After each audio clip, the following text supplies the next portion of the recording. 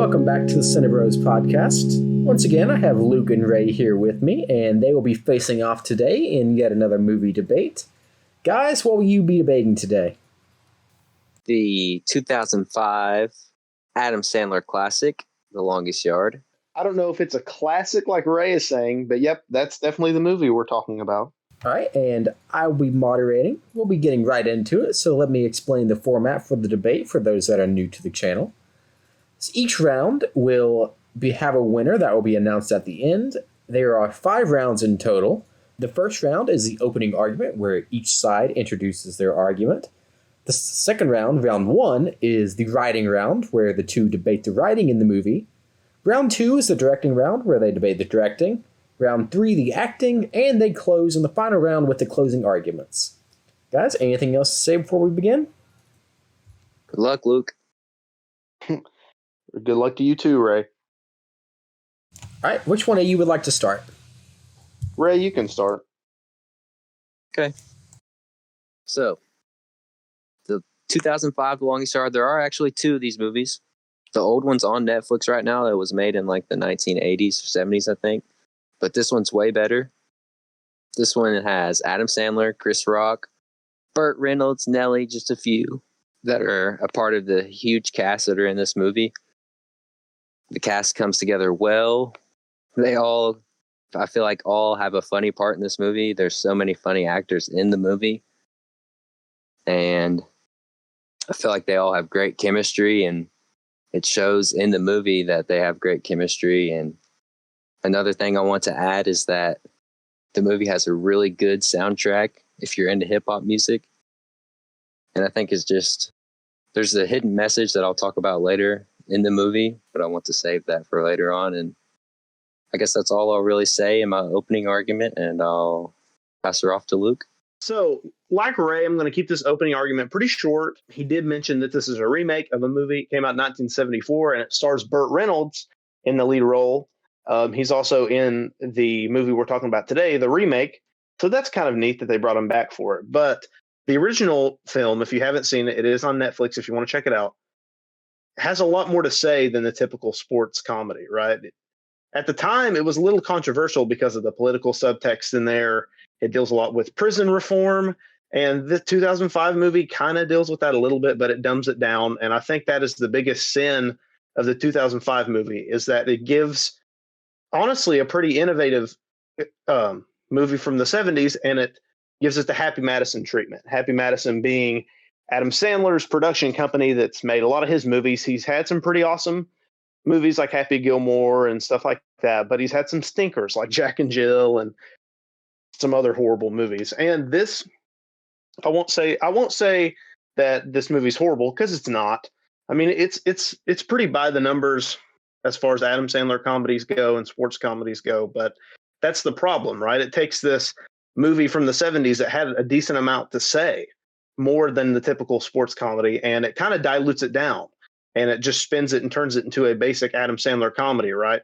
So it's got the humor in this movie. Adam Sandler is a funny guy, and I found some of his other movies to be pretty funny, but this one, a lot of the humor's, borderline offensive, and it's basically making fun of people's appearances and intellect the entire time, which I don't really think is funny. It's a little mean-spirited. I think that none of the characters beside Adam Sandler's character have any arc at all. I'll get much more into that in the writing round. There's a lot in this movie that calls for suspension of disbelief, which, if some of our listeners don't know what that is it's basically saying, I know this is unbelievable, but I would like, the screenwriters are saying to the audience, this is unbelievable, but I would like for you all to just kind of turn your brain off for a second and accept it. And also, some of the acting in this movie is pretty bad. The directing, is nothing special. There's some odd casting choices. Overall, it's a pretty by the numbers Adam Sandler comedy, which more often than not is not a good thing. And that's all I have to say for the opening argument.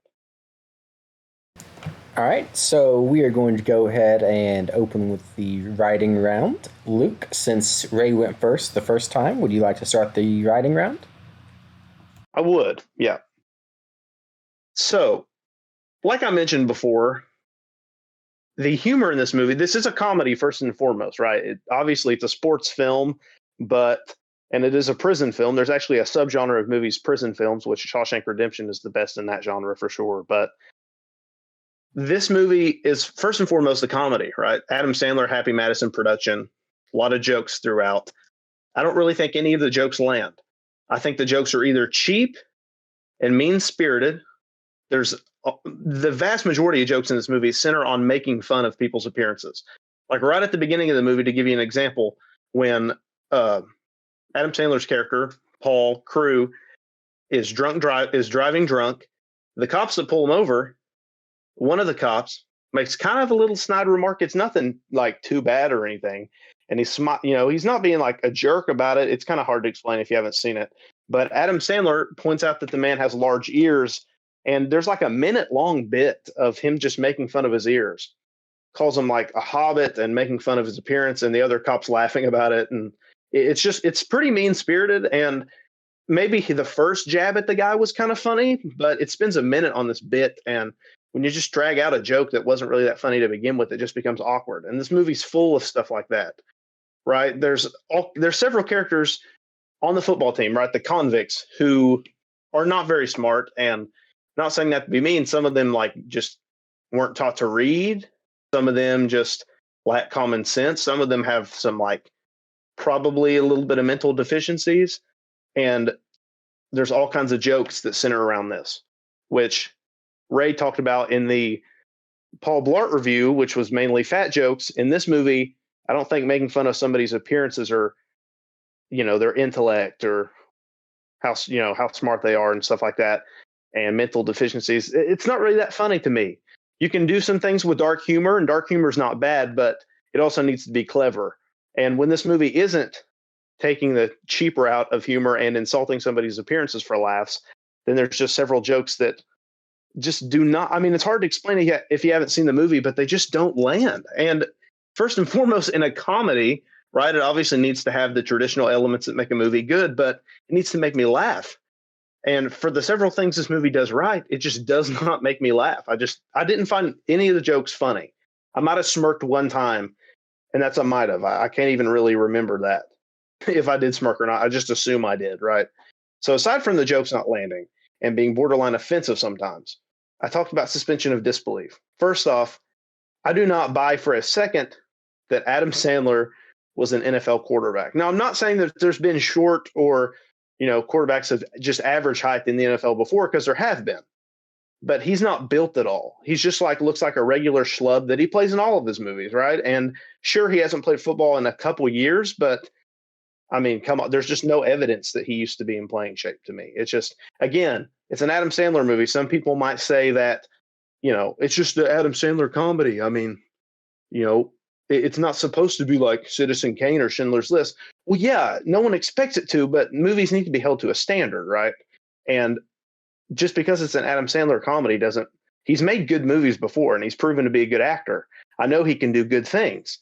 It's just, he makes these cheap by the numbers comedies, and it just doesn't make sense to me. So several other things. So the character writing in this movie is the worst part about it, right? The character writing in this movie is awful.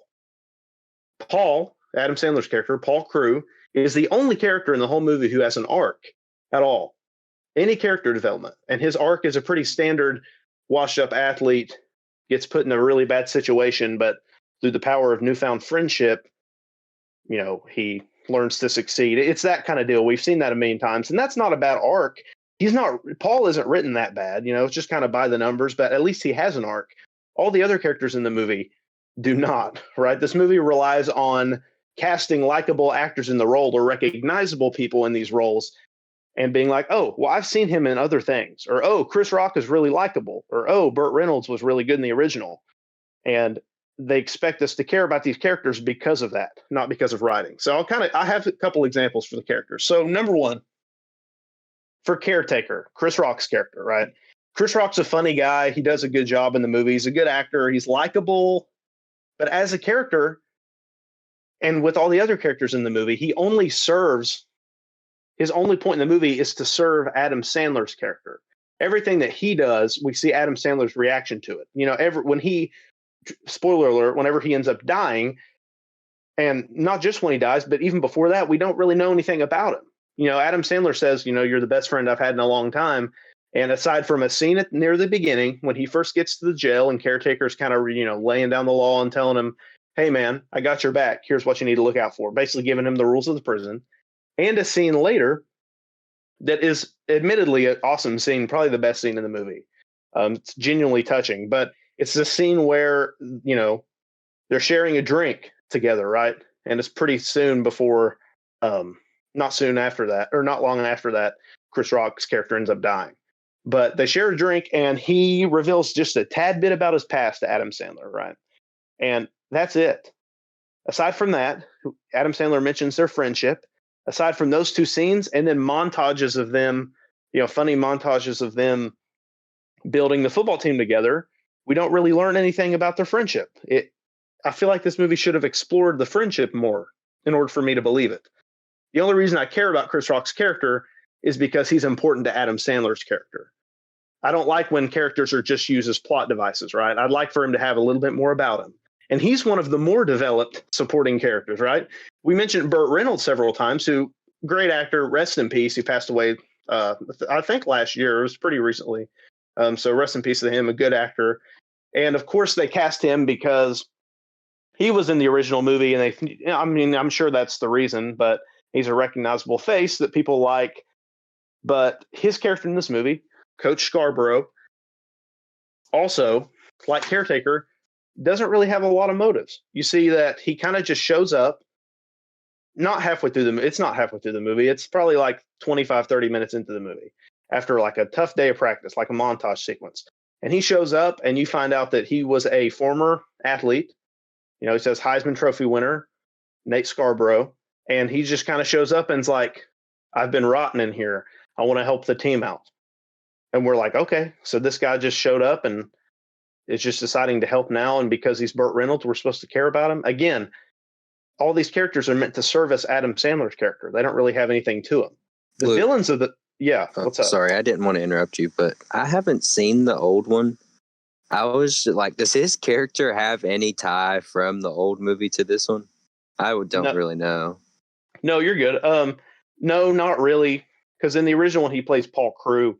So in this one, really, none that I can see. So he played Paul. He plays a whole different character in this one. Yeah. In the original, he was the main actor in the original. Okay. Yeah. My fault. You can continue. No, you're good, dude. But yeah, since Burt Reynolds, just like Chris Rock, since Burt Reynolds is a likable guy and a good actor who people like, and he was in the original one, so a little bit of fan service for fans of the original one that might be checking this out. He's just in this movie because he was in the other one.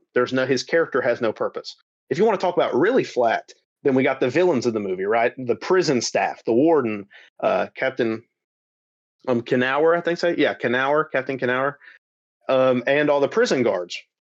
And they're cartoonishly evil. Now, I know the point of the movie is to show that they're douchebags, and that's fine. That is the case in a lot of these scenarios in jail, that the staff abuses their power, and the movie's trying to make a point of that, right? But it goes to a point of where it's a little unbelievable, to the point to where these guys are just like cartoonishly evil. You kind of expect them to start twirling. If they had a handlebar mustache, you'd expect them to be twirling the end of their mustache or rubbing their hands together. They don't seem like anybody you know. In the original movie, the prison guards are douchebags and horrible people, but they seem like people in that profession that you've seen before, right? They seem believable. In this movie, they're not. They just serve to service the plot. It's all about plot servicing. They don't really have anything to them. Also, another spoiler alert, near the end of this movie, Captain Knauer, we've seen this in several movies, but like the secondary villain kind of at the end, changes his mind and kind of starts to be a good guy now, right? He stands up to the warden, and it's just, there's no motivation for it, right? He's a douche throughout the whole movie. And then kind of all of a sudden he just becomes this, just kind of becomes like a good guy at the end. There's no motivation for it. If you'd seen throughout the movie that he had a little bit more to his character, and he was a douche, but maybe because the warden put a lot of pressure on him. And it was because the warden was such a jerk like he is, and we get hints of that throughout the movie, you would kind of buy this guy turning against the warden. But aside from a few scenes, they have no interactions together. They have like one conversation together throughout the whole thing. So that's the biggest sin of this movie: bad character writing. Aside from things that are supposed to make a comedy really good, the humor, which I don't think is funny at all. Maybe that's a matter of preference, but a lot of this humor is borderline offensive or just in 2020 doesn't look too great. That's really all I have to say about the writing around.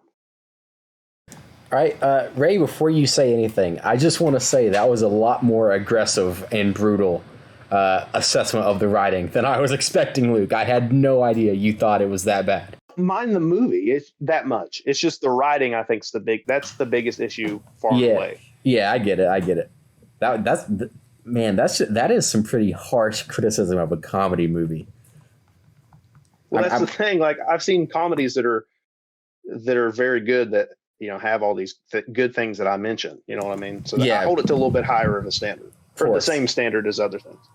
All right, Ray. I'm interested to see how you handle Luke's criticism. Let's go. So yeah, I definitely take the movie a very different way than Luke. One of my favorite things about the movie actually is like the way the characters arc. You know, at first the team that they are forming to go against the guards, they suck. Like, they're terrible. And Paul Wrecking Crew's character comes through, or not Paul Wrecking Crew, Burt Reynolds' character comes through and he says, I'm going to coach, tells him he's going to coach, and they start recruiting. And it's like my favorite part of the movie is when they're recruiting and they're going through, seeing all these different characters in a prison, and it's showing all of the like different stereotypes that you would see in a prison. And I think it's really funny at the same time. And, you know, at first, a lot of the players are lenient to joining the team. But, you know, at the end, they all come together to play and be as one, be a team. And I think they all maybe don't arc as characters because, you know, there's so many characters and it's hard to do that. But I think they all, you know, arc as a team. And I think that, you know, all the characters have like very clear motives in playing, in that they want to play against the guards. They all want to beat up the guards so bad. And, you know, like, well, I'll say what I was about to say there in the directing round. But yeah, that's one of my favorite things about this movie. And another thing, I don't think that, you know, the jokes are offensive. They wouldn't have been offensive then. Maybe they're offensive now.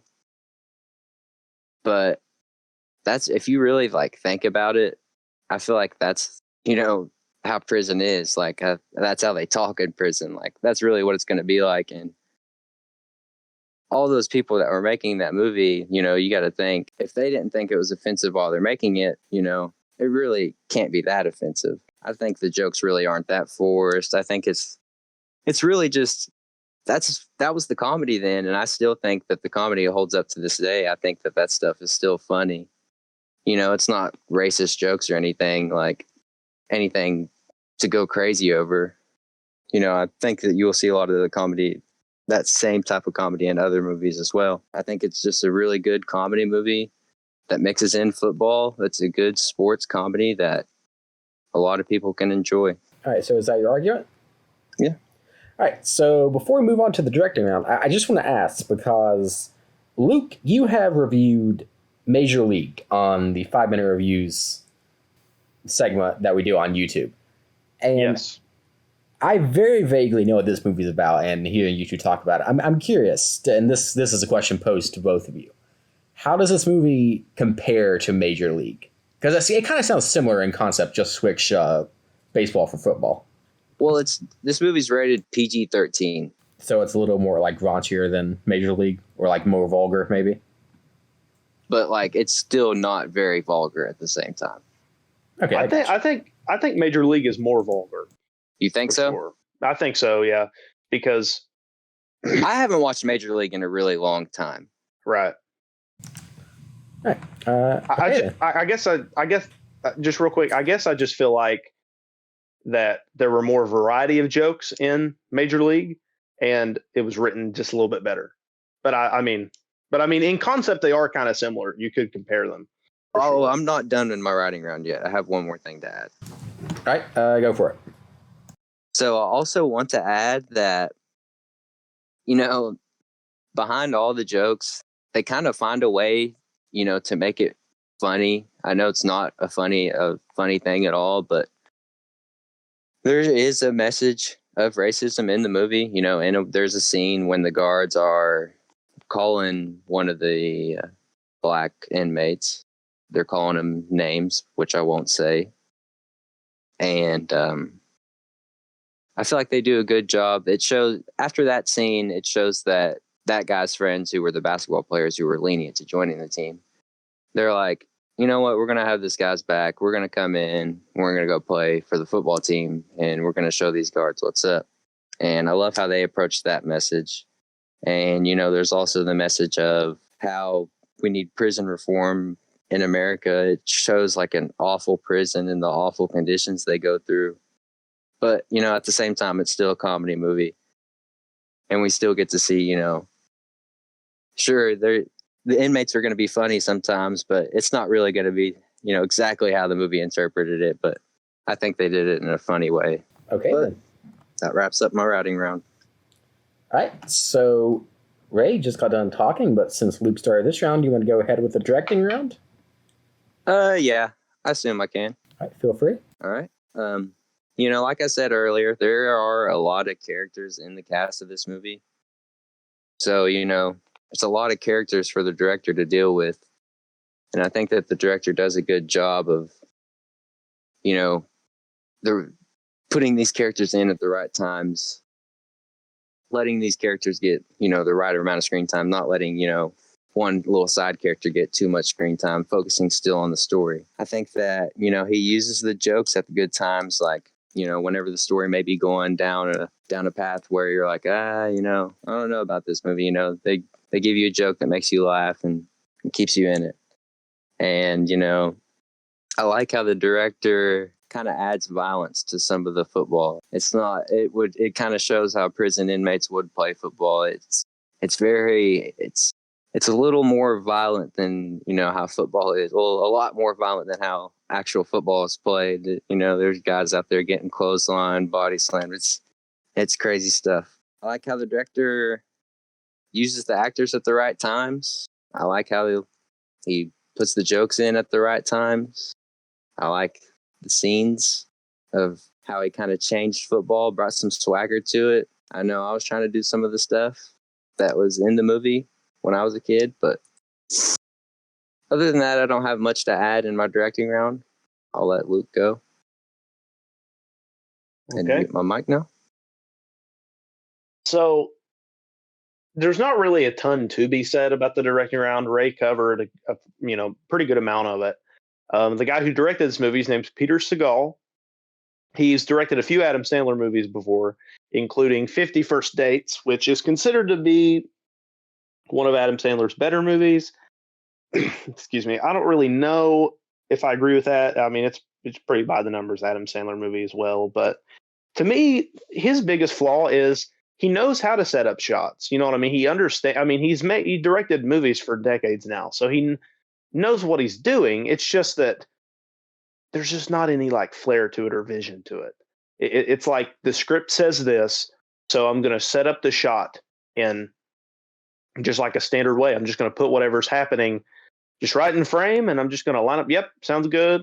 Good take. I do agree with Ray that he did a pretty good job with this big group of big group of actors, but I mean, there's just really no vision to it. I feel like, honestly, no joke, this movie could have been a lot better if you got somebody in here who was a little bit more, I don't know, I want to say experienced in the sports type of film, because, as a comedy director, for the most part, there's not a whole lot that needs to be done in terms of directing.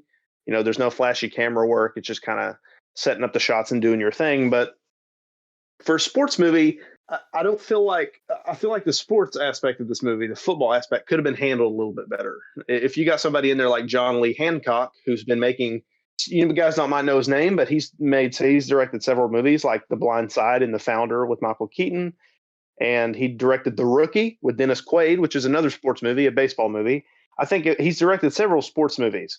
And I really feel like if you got a guy like that in there who has made some comedies before, like The Founder has quite a bit of comedy in it, and has made sports movies before, I feel like really he could have made this movie his own. And that was kind of his heyday, was like the mid 2000s. So if they had gotten a guy like that to do it, what might have elevated it above your typical Adam Sandler fare. But instead, they kind of played it safe and picked a guy who's worked with Adam Sandler before, who's been employed by Happy Madison Productions several times. The direction's not bad by any means. It's just kind of, unremarkable. I think it could have been a lot better and could have serviced the movie better if they'd maybe gotten somebody else in there. But it's not awful direction. I mean, the movie doesn't look bad. It's just kind of like no vision to it. And that's the biggest thing for me. So, yeah, I don't have a whole lot else to say, but yeah, that's my argument. All right, so in that case, we are going to move on to the acting. Luke, do you have anything more to add about the acting? I do. So, the writing is definitely the biggest sin in this movie. And the acting overall is kind of, it's just okay. I mean, it's fine. You have some like Oscar nominated actors in there, like James Cromwell, who plays the warden. And he's probably one of the better actors in the movie. He does a good job, very menacing. William Fichtner, who plays Captain Knauer, I never can say that guy's name right. But he does a pretty good job. He's been very, very good in other things. He's a very renowned character actor who, Have you seen Prison Break, Luke? No, I haven't. Oh, he's in that. It's a really good show. I recommend it. See, I've heard it's good. I haven't seen it. He's super good in that too. I could believe it. Yeah. So, I mean, he's a really good actor. This is one of the first things I saw him in, but he's been in several other things. But he's a good actor. Adam Sandler, he just kind of plays Adam Sandler in this movie. Again, it's like there's not really any ambition to his performance. It's just a by the numbers Happy Madison movie. This was a little bit before he started literally phoning these in. Like Netflix comes out with one every couple of years now, and an Adam Sandler comedy, and they're getting pretty bad at this point. But this was a little bit before he just started phoning him in. But I mean, it was right on the cusp of that. And I mean, he just, I just don't. His emotions kind of stay the same throughout the whole thing. And he's a good actor, so it's frustrating that he doesn't put more effort into some of his performances, because he's a great actor. I mean, I'm sure we've all seen Uncut Gems, and my gosh, he got snubbed for an Oscar nomination for that. So, guy's a good actor, and he has a lot of creative control over this movie. It's his production company, so come on, man, show a little bit more initiative in these movies. Act like you kind of more than moderately care. So, anyway, Chris Rock is probably the best actor in the movie. He's a likable guy, and he takes a character who doesn't have a lot to him.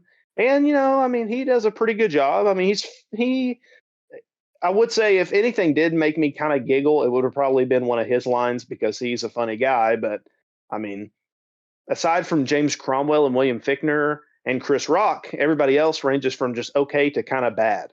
And I hate to say it, but Burt Reynolds, who is awesome in the original Longest Yard and is a good actor, it's just not very good. A lot of his lines are kind of flat. And you might say that's because he's getting older, but he was in his 70s when this movie came out. But I mean, he's shown performances in later in movies after this that have been pretty good.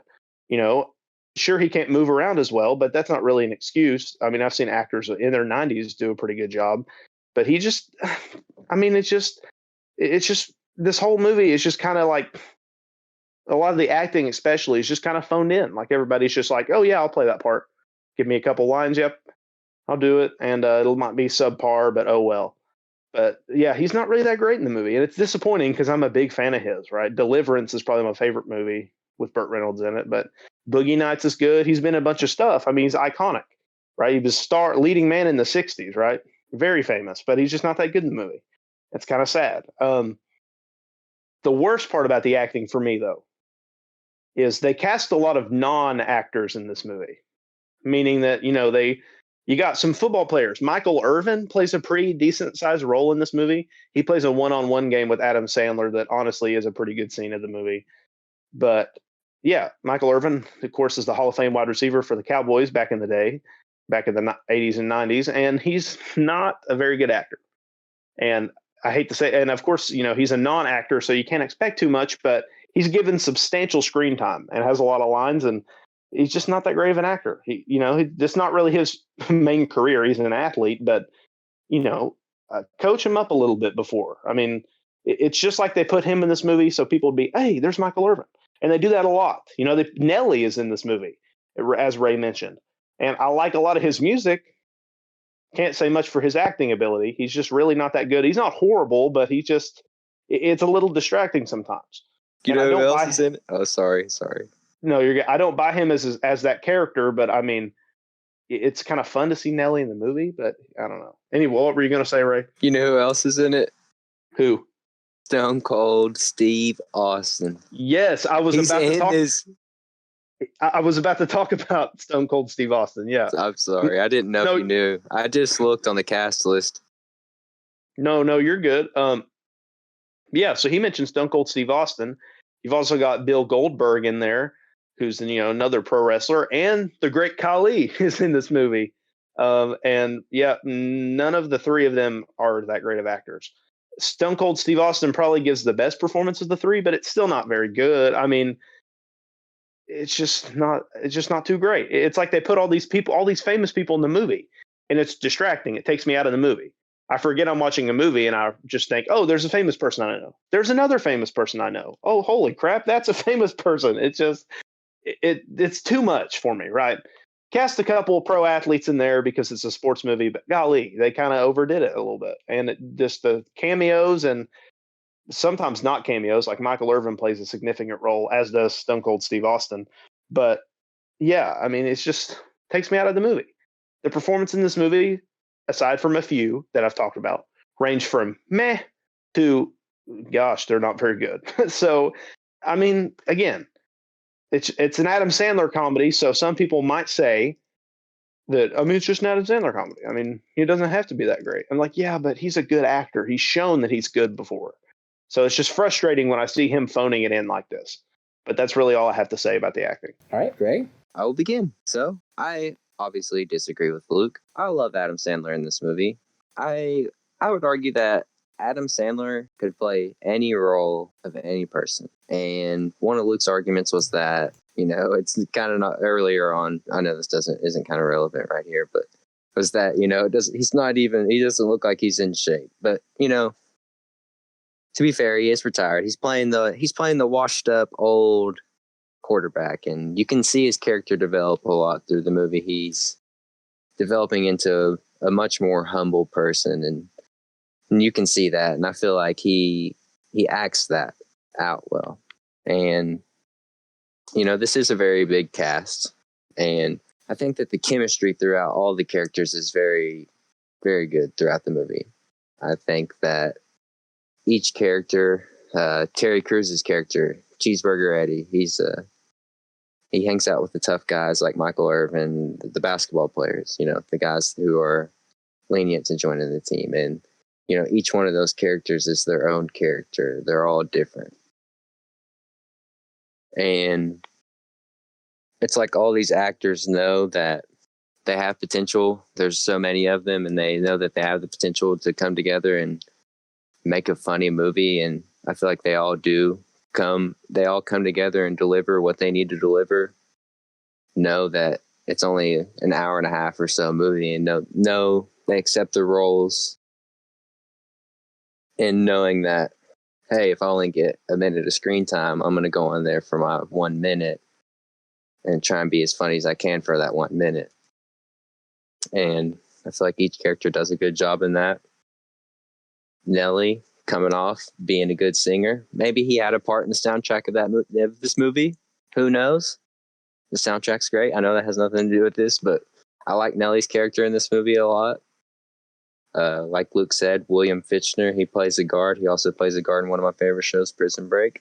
He's a very hateable character in this movie, and, being a villain, you want to be hated. So I know when I was watching this movie, I hated him and James Cromwell's character, the warden. They were just gummy douchebag characters. But at the end, William Fichtner's character, which Luke was saying, he arcs and decides to do something good when I didn't watch the end, but earlier, Luke, because I haven't seen it in a while. In the end, the guard orders to have Paul shot, and William Fichtner's character tells him not to, right? Well, the warden is like, because he's walking and he thinks he's walking to leave, and he's like, shoot him because he thinks he's escaping. Yeah. And then so William Fichtner is about to shoot him, and then he decides not to. Okay. And I personally love that because, and Luke was like, there's no motive to it, but he knows that Paul's low-key a good guy. He's accepting his defeat at the game. And he knows, hey, if I shoot this guy, I'm killing the guy. There is motive behind it. You don't want to just kill an innocent guy. He knows that he's innocent. But yeah, love all the characters in this movie. Love the cast, personally. But don't have much further to add. All right. And with that, we will be going into the closing argument. Which one of you started that round? Luke? I did. All right. Yeah. So, Ray, do you want to give us your closing argument? Yep. Closing it out short and sweet like I began it. Longest Yard, 2005. Great soundtrack. Great characters. Great message behind it.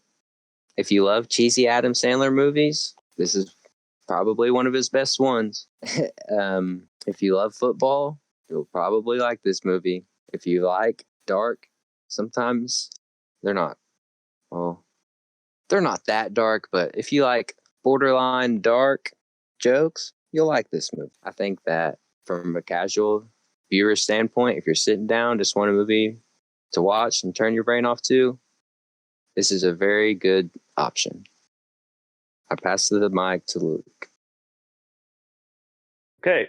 So Ray mentioned that, it's a cheesy Adam Sandler movie. And, there is some merit in that because he's had some pretty funny, cheesy comedy movies, but I just hate that this movie doesn't aspire to be anything other than a typical Adam Sandler Happy Madison, production. I feel like it had a lot more potential than that coming off it's a remake of a movie, which a lot of Adam Sandler movies aren't. That original film being a lot better and having a little bit more to say on some issues. And I feel like this movie could have expanded on that and given it like a modern twist. And it really didn't. The writing is not very good. The characters, I've talked about several times, the writing's the worst part of the movie. Characters are not written, almost not written. I mean, they have lines and they're there, but aside from the main character, they don't really have very much motivation or depth to them, right? And the villains are a little cartoony. I understand that's the point, but it still kind of rubs me the wrong way. They could have done a little bit more with that. There's a villain changing his mind at the end of the movie, which I feel like he's been shown as cold and ruthless up to that point. Very horrible person. So I just don't really buy that for his character.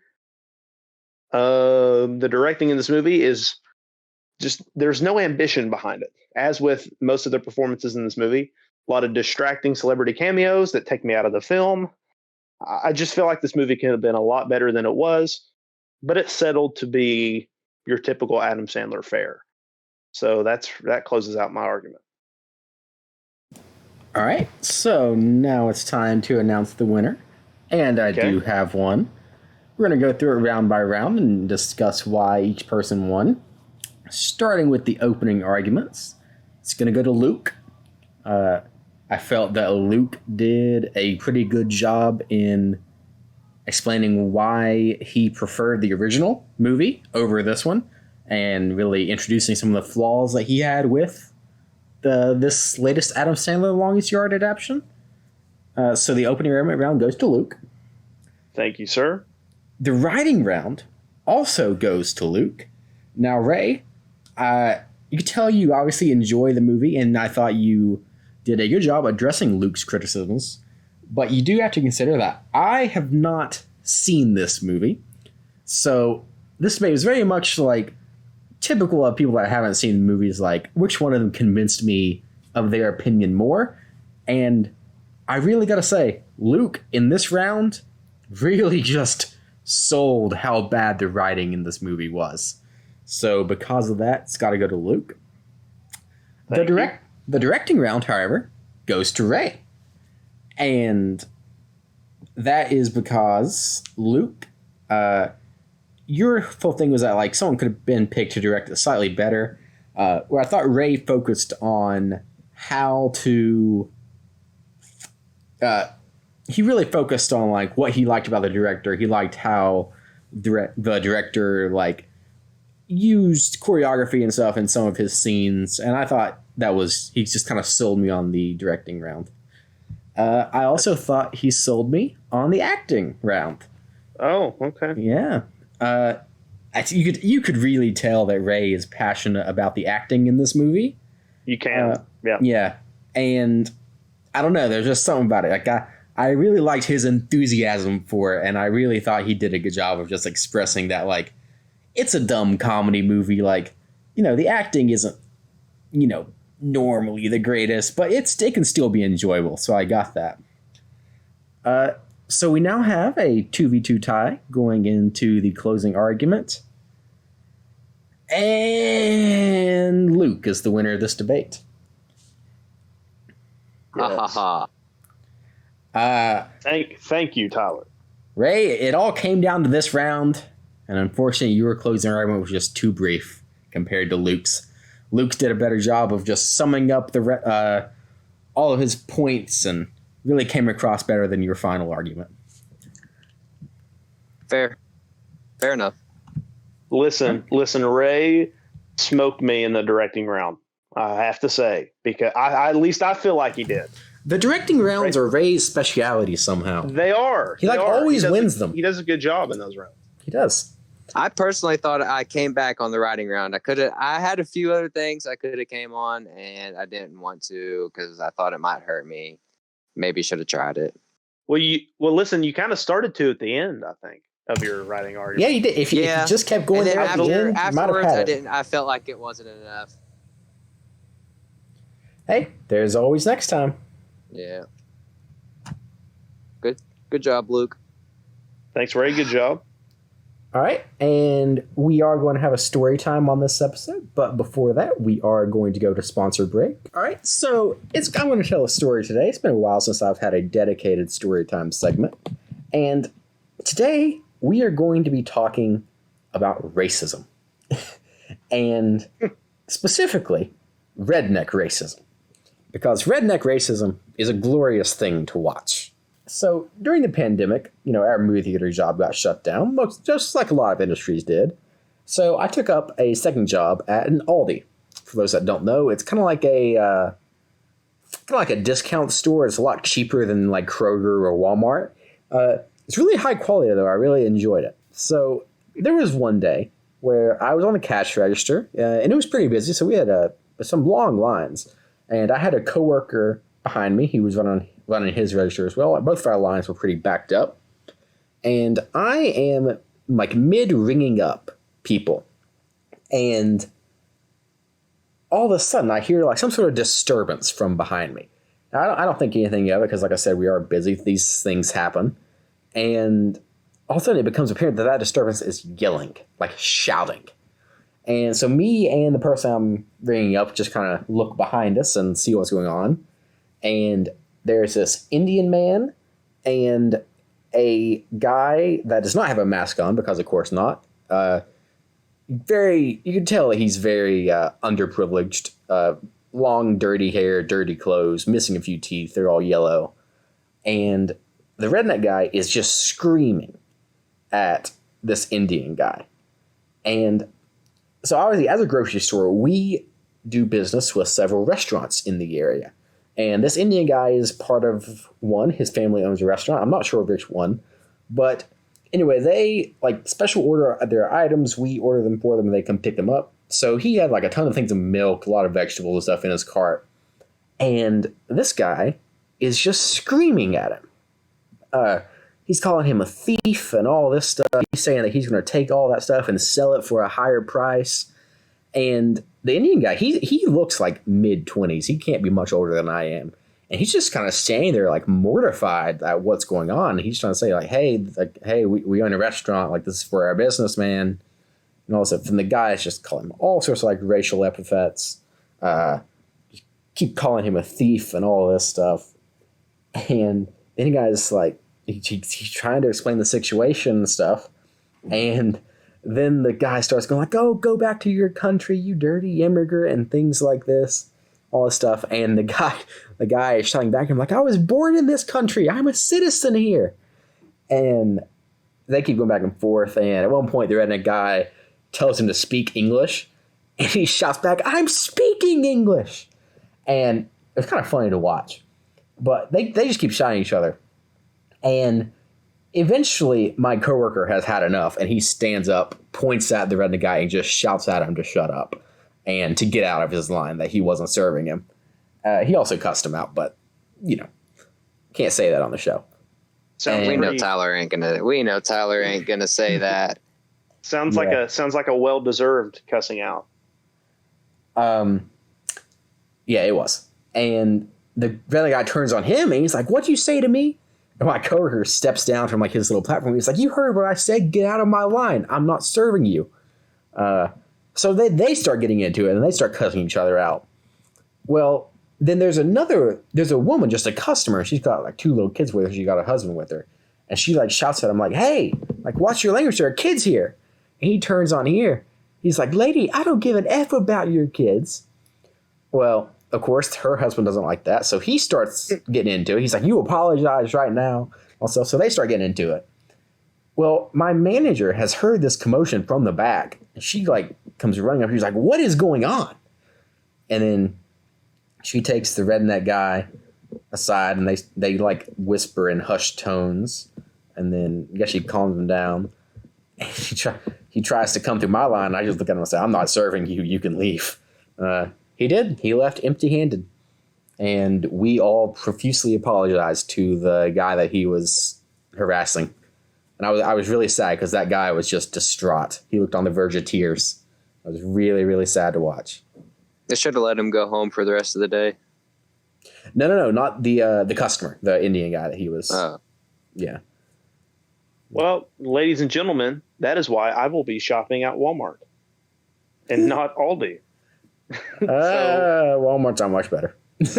See, I figured since Aldi was like right there by, Russell, that it wouldn't attract people like that, like races like rednecks like that. But it's still in Kentucky, Luke. I mean, that's fair. And it is, no offense, Ray, it is also pretty close to Westwood as well. Yeah. Listen, so I cannot tell you how many, during a pandemic, as a place that sells food and stuff, we have like all like the state mandates and stuff talking about everything, have like no masks, no entry signs and stuff at the door. I cannot tell you how many times I was cussed out before I had even said a word to them, hadn't even spoken to these people before, just cussed out by random customers over all the signs and stuff. Of course, they have no face masks or anything. Just like they were just cussing me out for working a cash register because of all the signs at the door. Like I had any sort of effect on those. It's really, really annoyed. Here's the thing. Whether you like, whether you're a masked person or whether you think, whether you enjoy wearing masks or not, which I feel like most people don't enjoy wearing them, obviously, but why are you going to complain to someone who is not in management, is not in government because it's the state making these? It's just like anything else. Like people will always complain to the person who is just trying to do their job and can't do anything about it. You know what I mean? Yeah, like my thing always is, right? But these people get like mad at like the employees and stuff, right?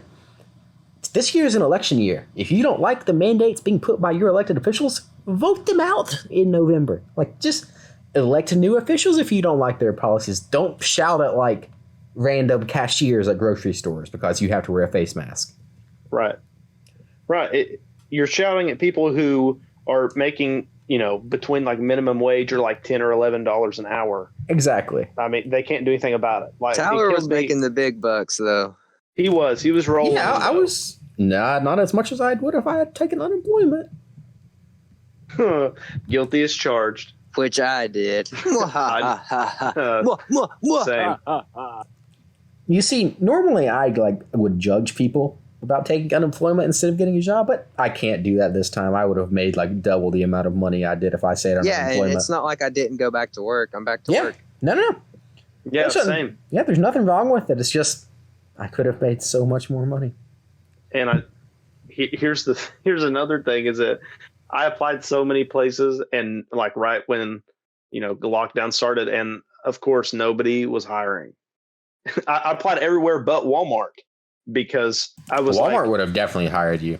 Oh, they would have, but I from what did my not girlfriend work there. Yeah, from what my girlfriend said, like they were desperately Kroger. understaffed. Yeah. See, I applied at Kroger. Really? Did you apply at Aldi, Luke? I did. I applied Wow. because you applied and you got hired, and like I applied 2 days after they finished hiring their last person. So I missed the boat. That sucks. Yeah. All right. But anyway, that is going to be the end of this episode of the Cinebros podcast. If you enjoyed, you can follow us on all of our social medias at CinebrosP on Twitter, Cinebros Podcast on Facebook and Instagram. And if you're not watching on YouTube, we have our own YouTube channel at Cinebros. Look for our yellow wheel icon. And if you're on Reddit, we have our own subreddit at r/Cinebros Podcast. Guys, anything else? I have nothing further to add except for farewell. Yep. Thank you guys as always for listening. Also, like Tyler mentioned earlier in the episode, I have a series where I review movies in 5 minutes or less or longer or however long it takes me, called 5-Minute Movie Reviews on the Cinebros YouTube channel, exclusive to that channel. And I am doing a Halloween spooktacular series where I talk about classic horror movies. I just reviewed Scream. That's available now. And this Sunday at midnight, it'll be out on Monday, but that's when it comes out, is going to be my Texas Chainsaw Massacre review. And I'm pretty proud of that one, so make sure to check that out. All right, and we will see you guys later. Bye.